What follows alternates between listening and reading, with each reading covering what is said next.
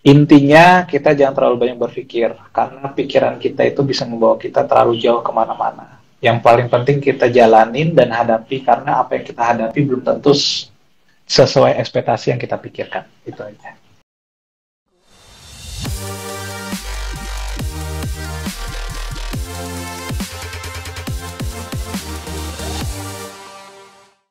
Hai The Consulting Lovers, apa kabar buat teman-teman? Semoga teman-teman selalu sehat ya, selalu diberkatin ya teman-teman ya. Hari ini kita akan sharing-sharing ya teman-teman ya, seperti biasa di acara The Ngobis ya. Hari ini kita akan ngobrol dengan Bapak atau Bro gitu ya, Bro Dasamalio Gusman ya. Beliau adalah owner Salad Moi dan Hola Juice ya. Dan hari ini teman-teman kita akan belajar terkait dengan agak berbeda, yaitu gimana sih caranya kalian bisa memaksimalkan penjualan di aplikasi online food ya. Dan ini pasti materi yang bermanfaat buat teman-teman sekalian ya, dimana teman-teman bisa, nanti kita akan tanya jawab, teman-teman dengerin sharingnya. Itu teman-teman ya, sebentar saya akan invite dulu narasumber Pak Darsa ya. Hai Pak Darsa. Halo. Halo, apa kabar? Sehat-sehat, Pak? Baik, sehat. Luar biasa. Ini lagi di kantor, di rumah, atau di luar mungkin, Pak? Tadi sebenarnya mau live di kantor, tapi Oke, siap. udah pada pulang semua, ya udah pulang ke rumah akhirnya. Jadi Siap, ya udah live siap. di rumah aja. Siap, sama Gitu. Pak. Saya juga live di rumah, Pak. Senang Ini nih ketemu pertama kali live langsung sama Pak Deddy nih akhirnya. Thank you. Saya thank you Pak. Terima kasih, ini sudah Pak Darsa nyempetin waktu ya Pak untuk live ya dengan kami di acara The Ngobis ya Pak. Semoga hari ini bisa ngasih manfaat ya Pak buat teman-teman yang nonton hari ini ya. Baik. Oke, nice. Pak, gimana Pak? Kesehariannya ngapain aja Pak akhir-akhir ini Pak? Kalau sehari-hari ini, akhir-akhir ini lebih justru dari The Consulting ini, ketika follow saya, ketika approach saya itu, saya juga penasaran kan The Consultingnya apa gitu. Siap. Terus pas dilihat-lihat ternyata banyak ngurusin tentang pajak juga, terus juga banyak ngurusin tentang hal-hal sistem yang lain ya. Ya akhirnya akhir-akhir ini kalau di secara pekerjaan yang lebih sering diurusin lebih kayak hal-hal yang berhubungan dengan di luar jualan gitu. Oke. Seperti apa ya, kayak di luar jualan ya, misalnya HR kayak gitu-gitu, fokus ke development team kayak gitu, membangun tim, terus juga misalnya udah mulai ngurus-ngurus perpajakan kayak gitu sih. Justru malahan semakin kesini baru ngerti gitu loh Pak, kalau ternyata tuh butuh juga hal-hal kayak yang sistematis seperti itu gitu sih. Jadi ya sekarang fokus kayak gitu. Mantap nih Pak ya, ini sudah mulai tambah pusing atau tambah enak nih Pak? Sebenarnya ini tantangan baru ya. Jadi tantangan baru ya. Jadi yang sebelumnya kita fokus jualan, yang penting bisa jualan, laku, laris. Sekarang udah ngurusin birokrasi kayak gitu ya. Jadi kayak udah ada urusan kayak aturan main bekerja kayak gitu sistem, dan urusan kayak cipta kerja lah kayak gitu udah mulai harus diperhatikan kayak gitu sih Pak. Yang sebelumnya mungkin kan nggak difokuskan ke sana, yang penting jualan kalau dulu kan. Another game ya Pak ya. Iya, another game. Nice. Oke Pak, kita hold dulu nih, nanti terkait dengan another game-nya dan apa aja mungkin yang terjadi di bisnis Bapak yang mungkin bisa di-sharingin ke teman-teman gitu ya Pak ya. Mungkin sebelum kita lanjut Pak, lebih panas nih ya, karena sudah mulai keluar api-apinya nih Pak teman-teman nih ya. Sudah ada reaksinya, api ini sudah panas nih mereka gitu ya. Tapi saya tahan dulu teman-teman, biar teman-teman juga penasaran ya. Kita back dulu ya. Jadi kami sering Pak, kalau di acara The Ngobis ini, kami tidak hanya kepingin tahu soal bisnisnya ya, tapi kami pengen dengar Pak cerita mungkin dari Bapak selaku narasumber, selaku juga praktisi Pak ya, selaku business owner gitu ya Pak. Gimana sih Pak riwayatnya Bapak sampai bisa buka bisnis seperti sekarang Pak? Iya Pak Dedi. Jadi awalnya itu dulu sebenarnya saya bisnis konveksi. Jujur bisnis konveksi. Proyekan gitu ya, proyekan. Itu lumayan Pak, omset itu lumayan. Kayak omset, profit itu lumayan. Namun setelah berjalan seiring waktu, kok rasanya kayak ada yang kurang gitu. Panggilan itu kayak ada yang kurang. Jadi ibaratnya kalau dulu tuh yang penting bisa nyari uang gitu ya Pak ya. Tapi setelah terpenuhi kebutuhan gitu, kok ada rasanya yang kurang kayak gitu. Akhirnya depending tuh bisnisnya, nikmatin dulu aja dana yang ada gitu. Sampai akhirnya 2 tahun tuh vakum Pak. Dulu aku pernah sharing di Mas Antoni Sudarsono pas itu, udah cerita juga, ya kayak gitu. Nah, sampai akhirnya saya ngumpul sama teman-teman pengusaha kuliner ya di Jogja. Ada Mas Hedar, Mas Ongki pas itu di pengusaha kuliner Yogyakarta. Dulu belum punya bisnis apa-apa, cuman ngelihat itu sedikit minder kayak gitu. Kayak kita udah dana simpanan udah habis gitu ya. Bisnis juga udah di hold. Rasanya gimana Pak? Misalnya 2 tahun bisnis 2 tahun yang lalu atau setahun setengah yang lalu nggak dimulai lagi kan udah tumpul benar. Pisaunya ya. Jadi akhirnya ketika ngumpul sama teman-teman pengusaha kuliner tuh ada sisi terinspirasi, tapi juga ada sisi kayak demotivatednya. Jadi kayak usaha apa ya, ngelihat teman-teman udah bagus usahanya kayak gitu, udah ada yang jualan ini itu, dan akhirnya ya sempat demotivated.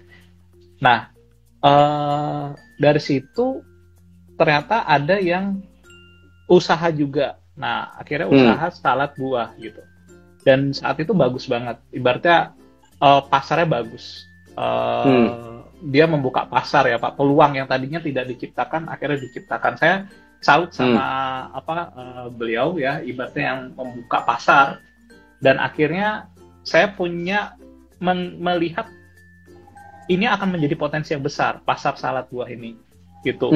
Nah, ngelihat ada pasar ini akhirnya dimulailah pertama kali berpartner sama rekan saya berdua, Mbak Putri namanya.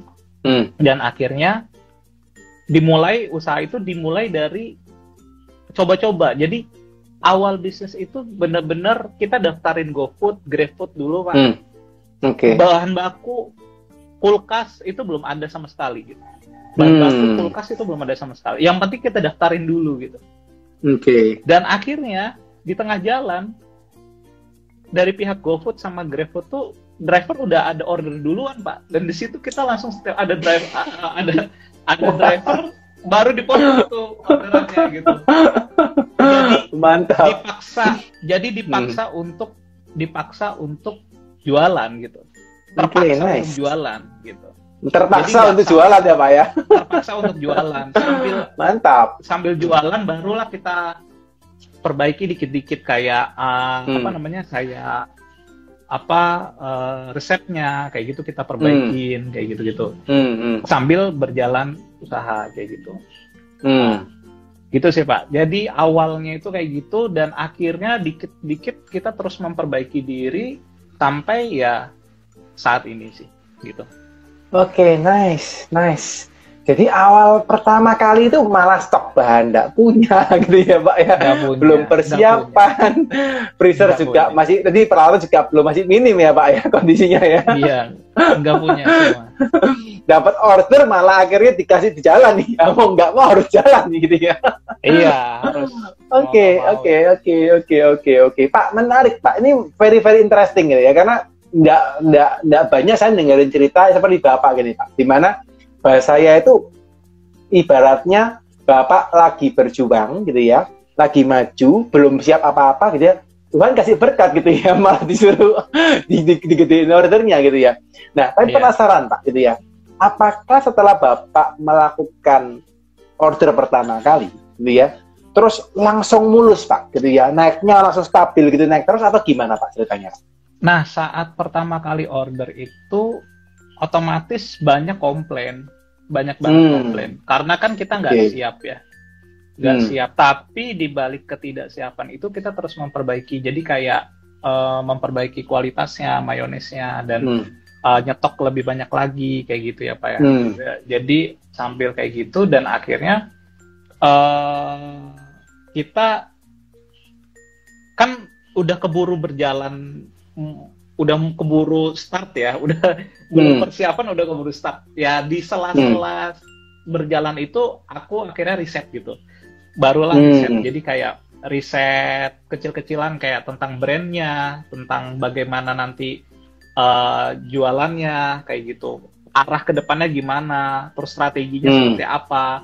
Itu yang akhirnya kita susun, dan bagaimana strateginya, USP-nya apa, unique selling point yang harus kita jual apa gitu.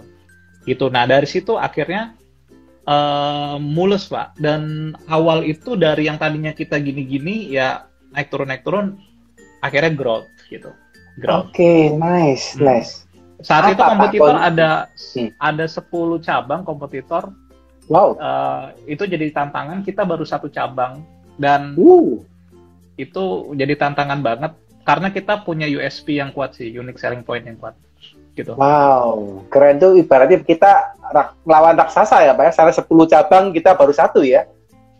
Iya gitu, makanya saya salut juga gitu sama kompetitor itu, jadi sebagai motivasi gitu sih Pak. Karena kalau tanpa kompetitor itu pasar juga kurang bagus ya gitu sih. Nice. Agree. Pak, sampai sekarang tadi kompetitornya masih ada kondisinya atau sudah? Masih ada. Masih. Masih ada. Justru dikuasai ya sama kompetitor itu. Itu yang membuat kita saling kalau terlihatnya mungkin itu saling di luar mungkin melihatnya saling ibaratnya mengeluarkan ide masing-masing gitu ya. Tapi sebenarnya kita sebenarnya saling support secara tidak langsung. Kenapa aku bilang saling support? Karena dengan adanya dengan ada kompetitor ini, akhirnya pasar atau kebutuhan salad tuh dibutuhkan gitu loh Pak. Yang tadinya kalau ibaratnya nggak ada kompetitor, orang jenuh sama produk itu. Tapi ya ibaratnya disandingkan di bandara ada Coca-Cola sama brand lain Pepsi sebelahan, orang jadi butuh gitu sama produk tersebut gitu. Tapi kalau satu kayak nggak butuh. Nah intinya sih malahan kompetitor tuh malahan yang membuat kebutuhan pasar tuh tinggi sih gitu Pak. Oke. Nice. Ini malah ada kompetitor. Kalau memang sebagian teknik marketing memang harus ada kompetitor malahan ya Pak ya. Kalau nggak ada kompetitor malah kesannya itu garing ya Pak ya. Iya. kurang enak gitu ya. Iya betul. Oke, nice. Nah, jadi teman-teman yang punya kompetitor, teman-teman nggak usah khawatir gitu ya, karena itu malah ngeramein tuh dunia persilatan di bisnis ya. Betul, tergantung pandangnya aja sih. Bener Pak, sepakat. Ya. Oke Pak penasaran Pak. Tadi Bapak kan sempat kulik-kulik gitu ya, akhirnya ketemu USP terkait dengan bisnis Bapak dan kawan-kawannya gitu ya. Kalau boleh disimpulkan Pak, tadi kan Bapak bisa dari yang goyang-goyang gitu ya, naik turun, sampai bisa mulus gitu ya Pak. Apa sih Pak kuncinya Pak? Kok bisa sampai akhirnya terakhir bisa mulus kayak pesawat terbang gitu Pak? Ya, oke. Kalau kita ngomongin produk ya Pak, USP yang kita keluarkan dan akhirnya sampai sekarang ya akhirnya menjadi contoh juga jadi dari kompetitor untuk menerapkan itu. Itu salah satunya dari kekurangan kita sendiri Pak. Jadi sebenarnya saat itu kompetitor punya style untuk salad buah itu dipotong di tempat, dipotong di stok. Jadi di kulkas sudah di stok gitu Pak. Oke. Jadi sudah di stok, jualannya sudah di stok. Nah, sedangkan kami itu saat Moy itu tidak bisa stok karena takut nggak laku gitu. Jadi takut nggak laku gitu kan. Pertama takut nggak laku, yang kedua takut buahnya busuk. Yes. Wastingnya banyak gitu. Wastingnya banyak gitu kan. Bener. Nah, tapi di situ saya melihat ada celah yang bisa dijadikan USP, unique selling point-nya. Yaitu kenapa kalau semua salad itu di stok, justru kenapa kita jualan fokus aja salad buah fresh made atau salad buah yang dipotong di tempat gitu. Jadi akhirnya setiap ada orderan kita buatin baru dipotong gitu, Pak. Nice. Dan itu jadi USP kita gitu. Jadi kekuatan kita. Dan akhirnya orang-orang order tuh beli di Salad Point karena salah satunya baru dipotong di tempat atau baru dipotong saat di order gitu. Padahal sebenarnya itu kekurangan kita karena kita nggak mampu nyetok, Pak. Gitu. Luar biasa, Pak. Itu kekurangan malah jadi kelebihan ya, Pak, dibalik gitu ya. Luar biasa. Dibalik, diputer. Gitu. Nice. Setelah itu langsung growing, Pak. Setelah itu, Pak. Itu growing. Nah, yang kedua itu dari sisi produk ya, Pak. Kalau ini dari sisi mental kita, memang dari culture ya. Kita ada 4 poin. Itu kita menjual, kalau kita tuh bilang kita tuh nggak jualan salad gitu. Karena kalau salad itu semua ibu-ibu di Jogja rata-rata mungkin bisa bikin salad, Pak. Gampang banget bikin salad. Dan mungkin rasanya hampir sama. Yang kita jual itu ada 4 poin, yaitu clarity, caring, harmony, dan fun. Nah, clarity itu apa? Clarity itu setiap ada buah yang kurang atau ada sesuatu hal yang ada kurang di dalam produk, kita harus ngomong, benar-benar ngomong sejujur-jujurnya. Misalnya, mohon maaf Kak, kita tulis surat, mohon maaf Kak, buah ini kurang, kita ganti dengan buah ini ya, gitu. Dan yang kedua caring gitu. Caring, kita peduli sama, misalnya ada yang komplain, itu kita selalu ganti satu kali lipat atau 2 kali lipatnya. Itu caring. Yang ketiga harmoni. Harmoni kita selalu melibatkan, setiap riset kita selalu melibatkan dari sisi customer gitu, Pak. Untuk untuk mengasih masukan dan lain-lain. Yang keempat itu fun. Nah, yang fun ini fokus ke bagaimana kita mendelivery konten atau bagaimana kita mendelivery brand kita sebagai sosok yang fun kayak gitu. Nah, kita jualan ini sebenarnya kalau dibilang jualan salad, ya produknya aja salad. Tapi yang kita jual tuh core utamanya 4 pilar ini gitu. Kita jualan itu karena tanpa 4 pilar ini mungkin tidak berjalan growth yang tinggi gitu. Karena 4 pilar ini kita merasa ini yang membuat growth ini jadi tinggi gitu sih, Pak. Nice. Jadi clarity, caring, harmony, fun. CCHF Pak ya. CCHF gitu ya. Jadi clarity, caring, harmoni, dan fun. Nice. Jadi ini kalau saya boleh ngomong itu kan seperti culture ya, Pak. Seperti culture-nya Moi gitu ya. Terus itu didistribusikan atau disalurkan, disampaikan gitu ya kepada customer dengan cara-cara tadi gitu ya. Dan itu malah akhirnya berimbas ya, Pak, pada penjualan, pada sales yang meningkat gara-gara itu juga.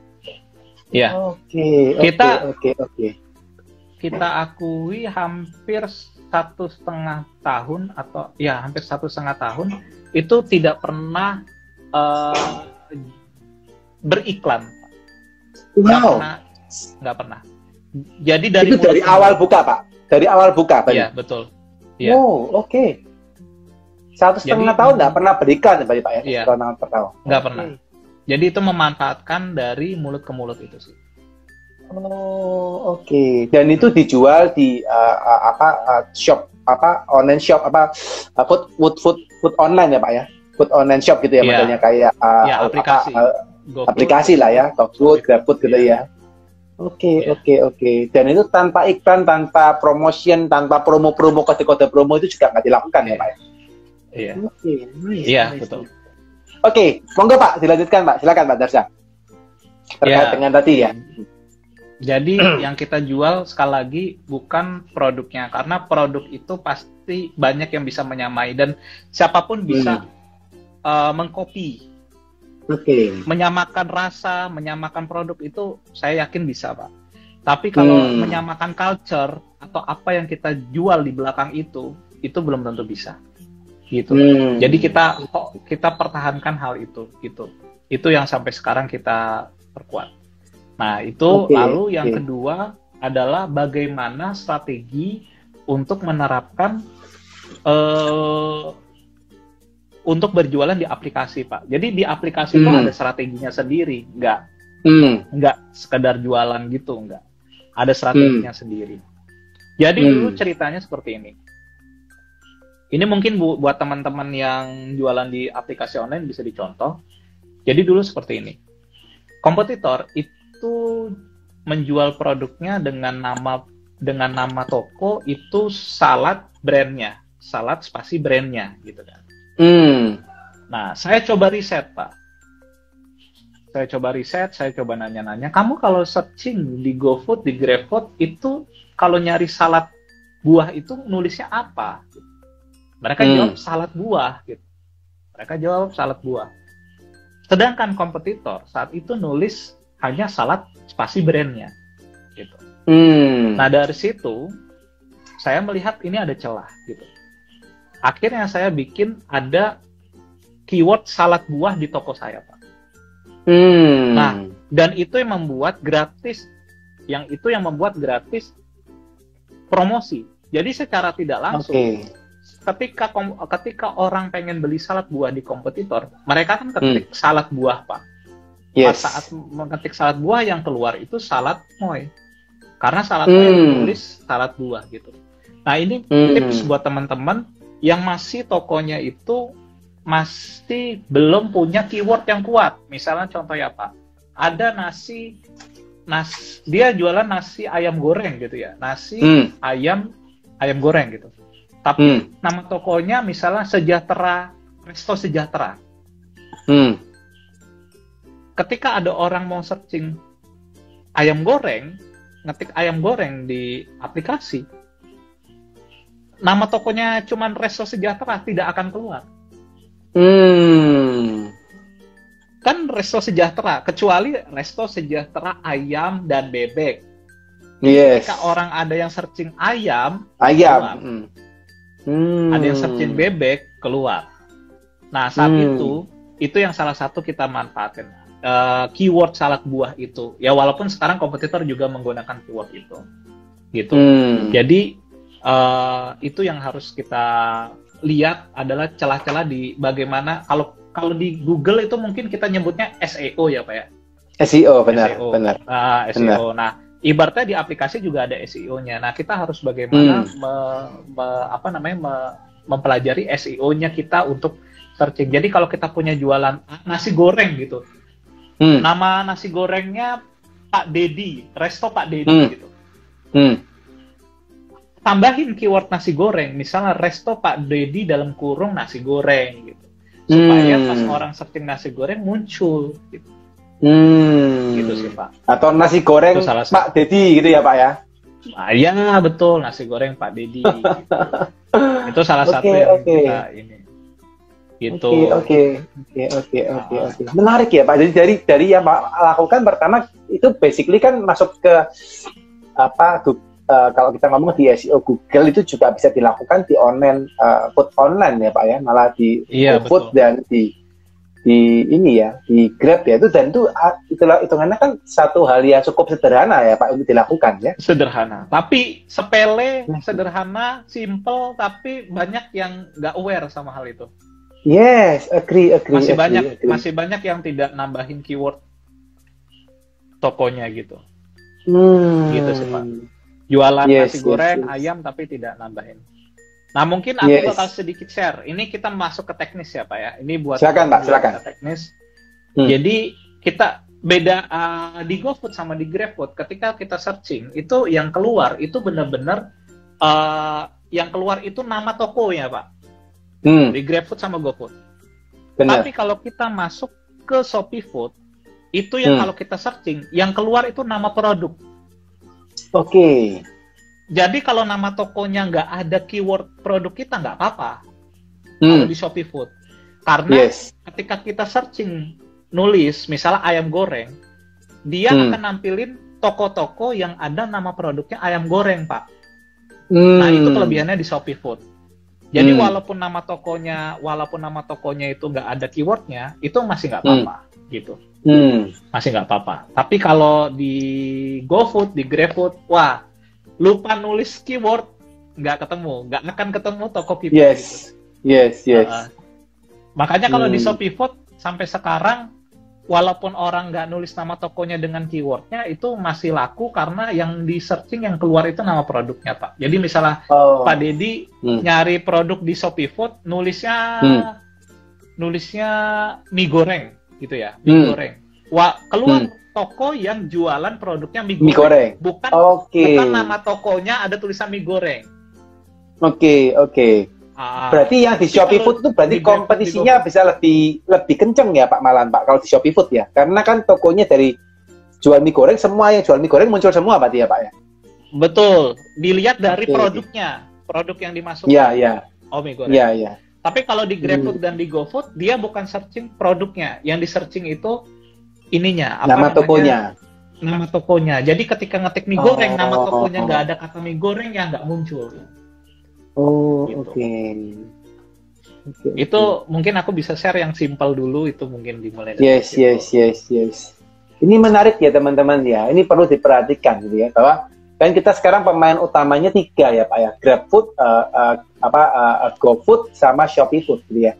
Kalau di GrabFood juga modelnya sama Pak. Modelnya juga apakah seperti GoFood tadi di searching pakai nama toko, ataukah seperti Shopee malah?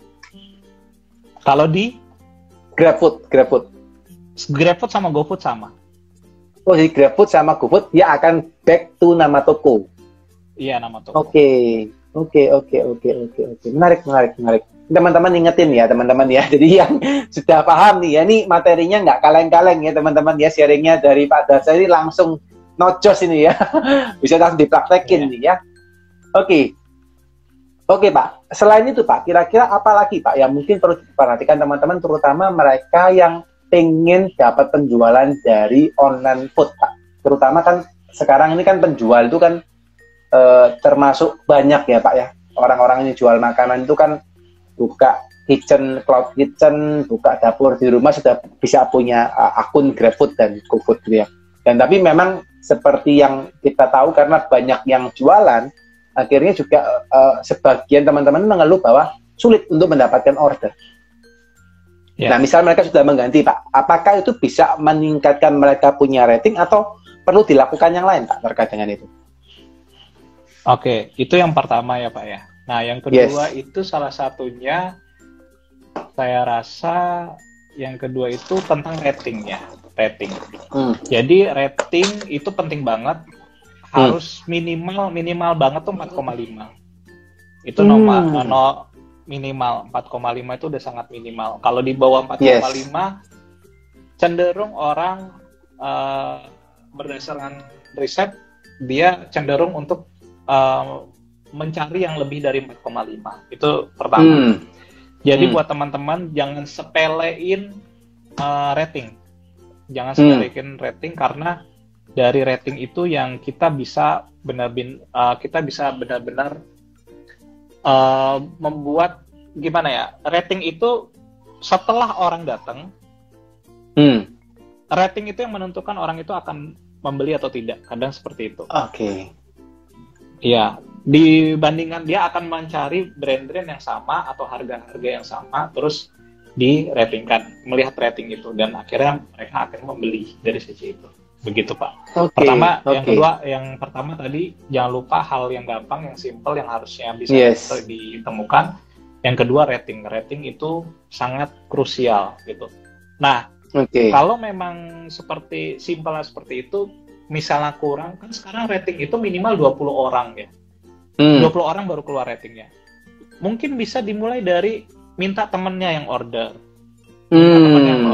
Minta tolong rating seperti itu, supaya membantu rating kita tinggi dan lain-lain. Karena kalau udah turun, udah jeblok di bawah 4,5 atau anggap 4,2 atau 4,0 gitu, 4 atau ke bawahnya lagi, itu malahan 4,0 ke bawah itu sudah seperti kasarannya lebih baik bikin akun baru Pak, daripada memperbaiki.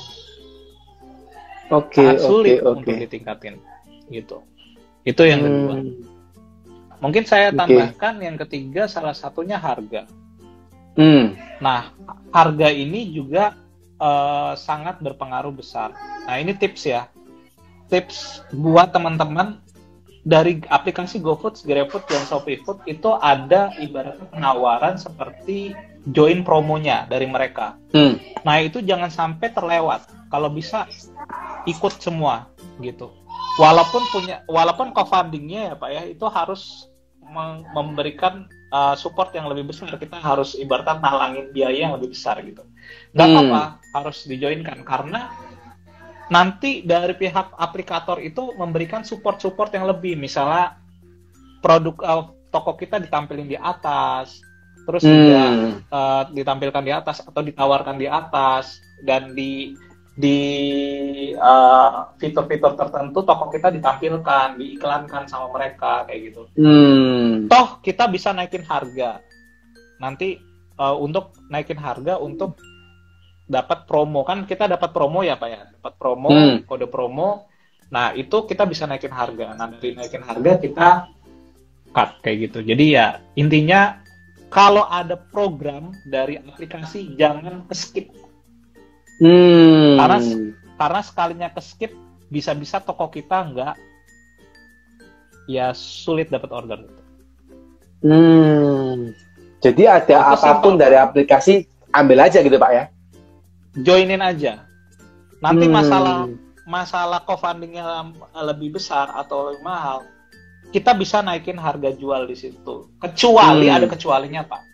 Kecuali brand yang kita jual ini sudah sangat baik ya. Misalnya contoh kayak 11 Coffee, gitu. Itu nggak usah promo, ya udah dicari orang gitu. Ya promo program nggak apa-apa. Tapi kalau kita buat pendatang baru, ikutin program-program dari aplikasi. Itu saran saya. Karena supportnya itu tinggi juga dari aplikasi. Ya, misalnya Pak Deddy ini lagi mau buka nih, mau beli makanan gitu. Mereka yang join promo itu nanti pas Pak Deddy buka aplikasi, ditampilin tokonya di situ. Ditawarin kayak gitu. Tapi buat yang nggak join kan nggak ditawarin, harus dicari dulu seperti itu. Benar. Itu. Oke, ibaratnya kayak budget marketingnya kita lah Pak ya, kurang lebih Pak ya itu yang dilakukan ya. Budget marketing yang dibarter sama mungkin harga bisa kita naikin gitu, nggak apa-apa harga dinaikin, tapi toh dengan kupon yang dipakai sama customer kan harga tetap bisa jadi lebih murah gitu sih. Karena barternya itu dari aplikasi kita dapat kupon voucher atau promo gitu loh Pak. Oh, gitu. Kitanya Pak sebagai owner ya Pak ya? Sebagai customernya. Oh, sebagai customernya. Oke. Bisa dapat voucher lebih gitu. Oke. Interesting. Pak, penasaran Pak. Ini tadi Pak cerita kalau terkait dengan rating gitu ya. Tadi ngomonglah ada 20 orang kita sebagai teman gitu ya. Kita kasih tester lah gitu ya. Kita kirim, mereka suruh order, kita kirimin gratis gitu ya. 20 orang, ibaratnya promosi ya Pak ke mereka gitu ya. Terus akhirnya kita dapat rating lah bintang 5 gitu ya. At the end Pak gitu ya. At the end habis kita udah dapat rating 5 itu 20 orang. Terus kita melakukan penjualan. Yang mana masih baru nih Pak menjual kepada customer gitu ya, customer real, bukan customer yang kita kasih gratis gitu ya. Ternyata produk taste-nya belum bagus, packaging-nya belum bagus, akhirnya ratingnya kurang Pak gitu ya. Kira-kira kalau seperti itu apa Pak yang harus dilakukan Pak buat teman-teman misalnya mengalami hal yang sama? Mungkin yang bisa diterapkan, nggak apa-apa dicontoh ini, salah satunya adalah caring, yang tadi budaya caring itu. Simple. Siap. Kadang kita pasti yang namanya khususnya jualan awal itu ada aja yang namanya kekurangan gitu. Nah, tapi kita lupa kalau kita tuh pasti ada yang kurang. Nah, sebaiknya kita bikinkan boleh kartu kecil atau surat kecil. Ya minta pendapat ke mereka bagaimana rasanya, bagaimana pelayanan kami. Kalau ada kurang tolong kasih tahu, kalau ada kurang hubungi ini, kalau bagus tolong rating 5 atau seperti apa. Itu simple Pak. Tapi orang yang tadinya mau ngasih rating jelek, ya kan, baca itu bikin nggak jadi. Daripada saya rating jelek, saya ngomong benar, komentar gitu. Itu salah satu mungkin yang bisa diterapkan. Saya juga kadang beli produk kayak produk-produk di GoFood, makanan-makanan lokal yang simpel-simpel kayak gitu, ya akhirnya bagus gitu. Jadi akhirnya dia memberikan kata-kata simpel, kalau ada yang kurang atau apa hubungi ya Kak, kalau ada yang kurang, kalau ada yang ini yang bagus kasih rating kayak gitu-gitu, kalau suka kasih rating kayak gitu. Nah itu akhirnya ya membuat ada kecewa pun jadi nggak kecewa gitu kan. Namanya kita kan human ya, maksudnya sesama manusia ya, dikasih sesuatu yang menyentuh akan mengerti lah gitu, saling mengerti gitu sih Pak. Itu hal kecil sih yang bisa diterapkan. Oke. Jadi kita agak rumit dikit gitu kali ya Pak ya. Kirim makanan sama kartu yang ditempel gitu Pak di makanannya atau gimana gitu ya, dengan ucapan tadi Pak ya. Oke. Jadi malah orang yang mau kasih rating jelek mikir 2 kali nih gitu ya. Iya. Gitu ya. Udah nggak usah kasih rating lah, pasangin aja gitu ya. Iya. Akhirnya yang mau yang bagus-bagus aja kan gitu. Iya, yang nggak suka dia diam, dia nggak rating jelek gitu ya. Iya. Karena sebenarnya Pak, simpelnya gini Pak. Rating itu mengerikan loh. Khususnya di Indonesia ya. Tapi ini beda. Aku baca-baca riset di luar sama di Indonesia. Kalau di Indonesia itu ketika orang merating itu mentok kanan, mentok kiri Pak. Kalau nggak 5, 1. Kan yes. Jarang yang nanggung ya Pak ya. Jarang. Rating 3, rating 4 kurang ini jarang. Sekali kurang dikit aja bisa 1. Iya. Gitu. Iya. Nah itu yang harus kita minimalisir ya. Begitu kena 1 tuh langsung ya Pak ya, langsung nilainya jeblok tuh pasti ya. Iya, langsung jeblok banget itu. Yes. Interesting. Ini memang mau nggak mau ya, memang benar sih apa yang dikatakan Pak dari saya, bahwa kita ini jualan, tidak hanya jualan produk atau jasa, tapi kita juga jualan hati gitu ya kepada manusia gitu ya Pak ya. Karena care ini memang penting sekali. Begitu care, orang pasti akan nanti ya ternyata ada hubungan manusia yang lebih, ibaratnya sungkan-menyungkannya ini kepake ya Pak ketika ada humannya tadi ya. Oke. Menarik. Jadi salah satunya rating teman-teman ya perlu diperhatikan ya, supaya jangan sampai kita dapat rating 1. Fatal ada rating 1. Dan rating 1 5 orang 20 orang 5 rating 5 1 aja Pak, rating 1 Pak langsung Pak. Jojlok gitu. Iya, betul Pak. Apalagi iya. Oke. Pak, anyway tadi kan diomongin ya, 1 terkait dengan keyword gitu ya, 2 terkait dengan rating dan sebagainya gitu ya. Apakah hal tersebut itu ketiga terkait dengan promo gitu ya, Pak. Apakah dengan cara itu menurut Bapak sudah siap untuk teman-teman ini yang terutama pengusaha-pengusaha baru untuk terjun Pak ya?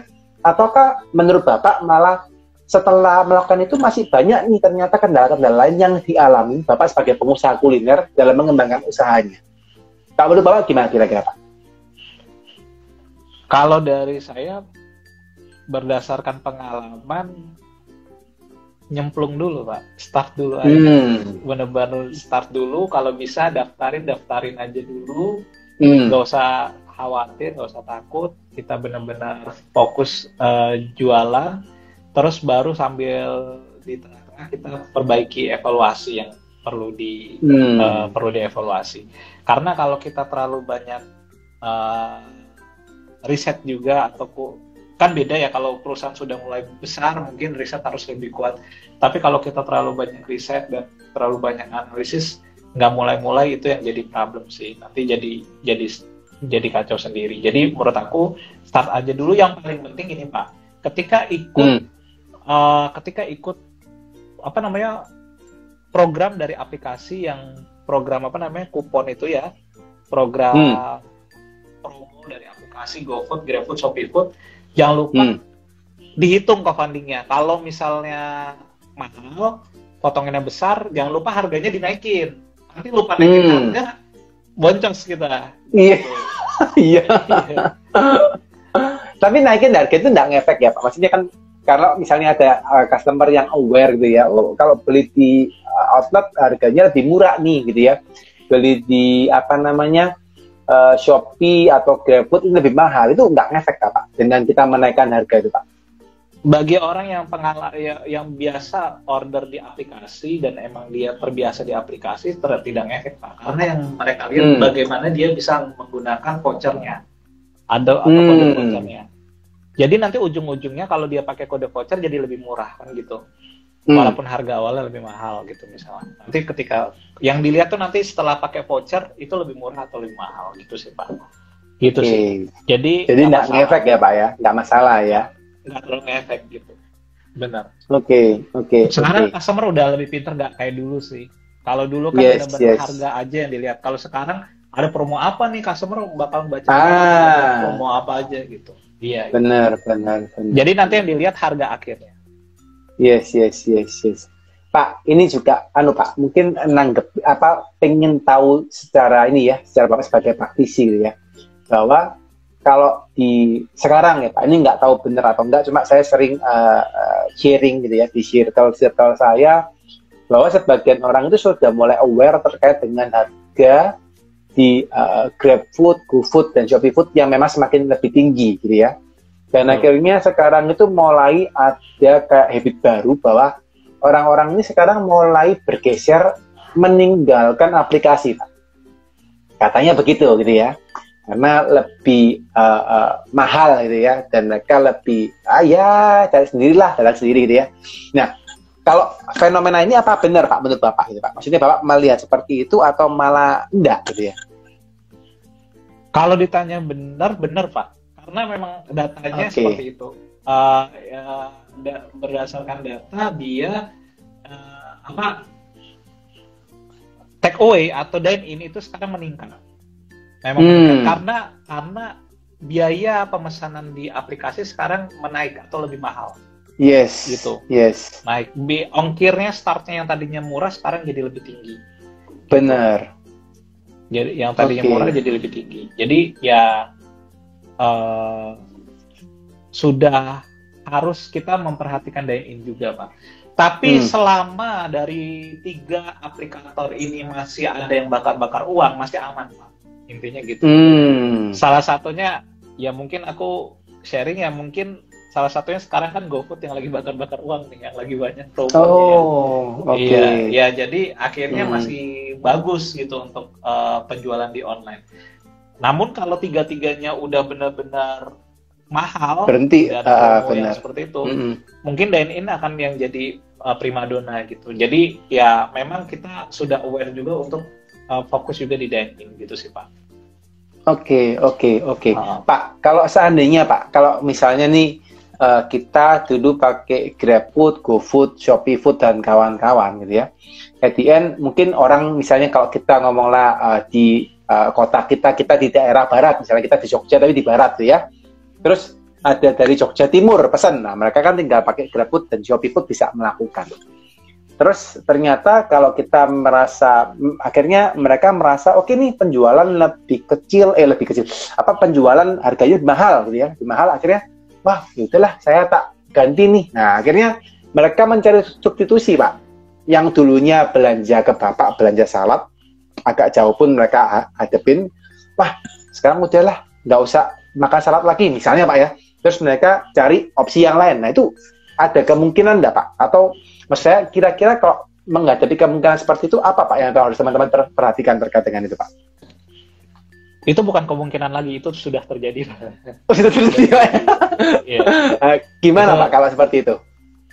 Ya, kalau seperti itu kita siap-siap untuk pivot juga ya, untuk belajar, untuk harus adaptasi dan fleksibel juga sama produk yang kita perbaiki. Misalnya contoh, di Salatway ini sekitar awal tahun lalu itu kita membuat produk jus Pak. Oke, jus. Oke. Jadi kita ngeluarin jus. Jadi dari buah-buahan yang memang ibaratnya kita ada di salad, kita keluarkan di jus juga supaya bermanfaat juga seperti itu. Daripada kita ibaratnya hanya jualan salad. Nah, dan hasilnya bagus, maksudnya hasilnya itu bagus, growth gitu ya Pak. Dan akhirnya ya itu menjadi contoh juga buat kompetitor, dan kompetitor juga mengeluarkan produk sejenis juga gitu. Nah itu berarti itu tanda-tanda bahwa market yang kami keluarkan itu bagus. Nah maksudku kita harus siap-siap pivot sih Pak kalau kayak gitu. Nah mungkin yang rada susah buat teman-teman yang franchise yang udah dalam tanda kutip produknya itu aja gitu untuk mau dipivotkan perusahaan gitu sih. Nah gitu sih Pak. Kalau kita kan kemitraan pun mereka ikut kita. Jadi misalnya ada program apa dari pusat, ada produk apa yang baru dari pusat, mereka ikut gitu. Jadi kemitraan kami siap untuk adaptasi gitu. Jadi memang kalau dari pusat memang harus berubah. Jadi dulu sempat ada, kita melihat tren salad tuh menurun Pak. Memang ada tren menurun, tapi kita harus pivot sama produk lain gitu sih. Kalau gitu Pak. Jadi Oke. Jadi malah dilakukan dengan cara tadi ya Pak ya. Mau nggak mau harus coba pivot dengan produk lain, jadi yang akhirnya bisa mendongkrak gitu ya penjualannya. Oke. Nice. Khususnya buat produk yang secondary ya Pak. Khususnya buat produk yang secondary kayak salad, brownies, minuman, itu lagi, apalagi musim hujan kayak gini ya lagi bener-bener drop gitu. Yang lagi bagus-bagusnya produk pokok Pak, apalagi di resesi keuangan sekarang ya otomatis yang jadi problem keuangan kan sekarang orang bahan baku meningkat semua, dan biaya-biaya keluar meningkat semua. Itu yang lagi high di online tuh ini Pak, makanan pokok tuh maksudnya yang nasi-nasian kayak gitu. Itu nggak terlalu terkena dampaknya, tapi kalau kayak minuman yang secondary, terus kayak snack, itu kena dampaknya. Jadi mereka sekarang lebih prefer makan kenyang ya Pak daripada makan cemilan, gitu ya? Iya betul. Makan utama dulu. Jadi utama terpenuhi baru yang itu sih Pak. Yes. Ini makanya kita penting tahu juga ya Pak kondisi makroekonomi gitu ya, kondisi mikroekonomi seperti apa. Jadi kita juga teman-teman nggak boleh stagnan terus cuma bahasanya ngeluh gitu ya. Kok penjualan saya turun gitu ya. Tapi harus cari cara gitu ya supaya bisa ningkatin penjualan gitu ya Pak Darsa ya. Betul. Buat teman-teman yang produk utama ya bagus dipertahankan karena produknya masih bagus. Buat teman-teman yang jualannya secondary product ya harus pivot sih, harus mencoba untuk berinovasi lagi gitu. Ini mungkin nanti Bapak keluarin lagi ya Pak produk untuk makanan yang utama gitu Pak, atau tetap bertahan di daerah buah gitu, atau kepingin seperti apa rencana ke depan? Kita tunggu nanti. Aduh, mantap ini Pak. Buat teman-teman penasaran ya. Pak, tadi bawa cerita Pak sambil saya pengen dengar nih Pak. Juga mungkin teman-teman juga pengen tahu. Tadi Bapak kan sempat cerita bahwa ada kemitraan Pak gitu ya. Kemitraan yang dilakukan. Itu gimana sih Pak proses kemitraannya di tempat Bapak sendiri Pak? Kalau proses kemitraan sebenarnya kita masih rekan-rekan dekat aja sih Pak. Jadi belum yang dibuka. Jadi semua kita manajemennya dari pusat ya, misalnya manajemen kayak ketentuannya, programnya kayak gitu-gitu. Jadi makanya kayak ada produk terbaru juga kompetitor, mitra juga ikut kayak gitu. Jadi ikut semua gitu. Kalau dibilang kita memang belum membuat, justru dengan The Consulting saya mau belajar kemitraan Pak, gimana caranya biar siap Pak, nanti kita ngobrol pas setelah acara ini Pak. Oke, menarik. Berarti sekarang selama ini masih untuk teman-teman atau relasi-relasi dekat ya Pak yang menjadi mitranya Bapak ya. Oke, nice. Ini teman-teman ada peluang ya. Ini salad ya, salah satu industri yang cukup ini ya, ibaratnya apa namanya, segmented gitu ya, saya bahasanya segmented karena bukan komoditas. Kalau komoditas itu seperti nasi udah komoditasnya gitu ya, mie itu komoditas, tapi salad ini salah satu produk yang segmented dan ini masih peluangnya terbuka nih. Teman-teman harus follow nih ya Pak Darsa ya. Kalau kita bilang terbuka, kita lebih ke Moi Group-nya Pak. Jadi yang kita katakan Moi Group-nya. Moi Group itu jadi mitra itu nanti kalau ada brand baru, tenang aja karena dia akan terus update. Misalnya kita ngeluarin brand baru, akan update kayak gitu. Jadi nanti mitra itu nggak cuma dapat salad, tapi misalnya dari Moi Group itu ngeluarin ada misalnya salad sayur, nanti mitra juga dapat salad sayur juga. Oke. Nice, jadi nice. Mungkin kalau di Jakarta itu mirip Hungry ya. Hungry itu kan satu tempat punya banyak produk kayak gitu ya Pak. Nah sama punya banyak brand. Nah sama kita juga punya banyak brand tapi healthy. Yang healthy. Yes. Ya, beberapa pemain kemitraan memang sudah melakukan ya, seperti itu Pak. Jadi memang modelnya dibuat seperti itu karena mereka punya ongkos lebih ngirit setempat, tapi produknya banyak, pilihannya banyak, waste-nya sedikit, orangnya sedikit, sewanya juga lebih murah. Itu sih kalau yang tak lihat ya dari kondisinya strategi bisnisnya udah mulai ngarah ke sana. Gitu. Strategi bisnisnya kayak gitu. Iya. Oke, Pak, ini kita lanjut ke Q&A ya, Pak. Ada beberapa pertanyaan, Pak Darsa. Minta izin ya, Pak, ya untuk menanyakan ya. Oke, ini dari Lesean Pak Ding ya. Gimana cara mengatasi customer yang rewel di Pak Din, maksudnya di tempatnya beliau itu ya. Dia ada satu akun komplain terus, satu akun komplain terus, ini mungkin komplainnya berkali-kali gitu ya. Tapi order terus. Nah ini lucu Pak, akunnya komplain terus, tapi order terus Pak ya. Kalau ditelepon nggak mau angkat. Apa dengan cara surat tadi cukup atau ada anything idea Pak untuk hal seperti ini Pak? Kalau misalnya dari customer itu dia merugikan sampai memberikan rating yang jelek, misalnya rating 1 berulang kayak gitu, itu bisa dikomplainkan ke AM-nya. AM itu kayak pengurus di aplikasi, minta tolong untuk direview customer ini, direview, nanti itu bisa saja dicabut. Bisa saja dicabut dari rating kita gitu, rating yang jelek tadi bisa dihilangkan gitu. Nah jika merugikan, tapi kalau misalnya belum sampai merugikan, coba untuk justru bagus dong, order terus, komplain tapi tidak merugikan ya nggak apa-apa. Kalau sampai merugikan rating, yang kita khawatirkan rating 1 ya Pak ya, misalnya gitu. Iya. Rating jelek gitu. Nah itu bisa di up ke aplikator, dari pihak aplikatornya ya. Oke. Gitu. Jadi langsung hubungi aplikatornya untuk direview Pak ya. Tapi kalau memang ternyata ratingnya bintang 5, order terus, komplainnya cuma di chatting, ya udah biarin gitu ya Pak ya, disampein aja gitu ya. Pakai caring tadi ya Pak ya. Karena itu bisa ngedetek Pak sama aplikator kalau misalnya yang komentar itu ibaratnya memang tidak wajar ya Pak ya, itu bisa kedetek, bisa dicabut gitu. Oke. Nice. Oke, thank you jawabannya Pak. Pak, kalau selama Pak berbisnis Pak, ini berarti untuk Moi Group sendiri ini sekarang sudah berdiri berapa lama Pak sekarang Pak? Dari 2020 berarti hampir 2 tahun lebih.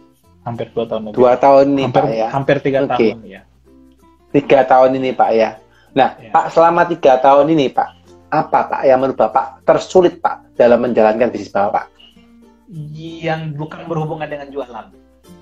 Apa Pak tentunya? Yang berhubungan dengan SDM. Oke. Apa Pak sulitnya Pak, kalau boleh diceritakan? Karena kalau dengan SDM itu seperti ini Pak. Karena memang backgroundku adalah lebih ke marketing ya Pak ya, jualan produk kayak gitu. Nah sedangkan SDM ini kan faktor yang sulit diukur, beda. Karena aku orangnya data Pak, data. Nah sedangkan manusia ini kan sulit diukur ya, SDM ini sulit diukur. Jadi mengukur itu yang kadang kesulitan, dan ya sampai sekarang SDM ini jadi tantangan. Contohnya HRD kita bagaimana mencari yang terbaik itu juga sulit gitu.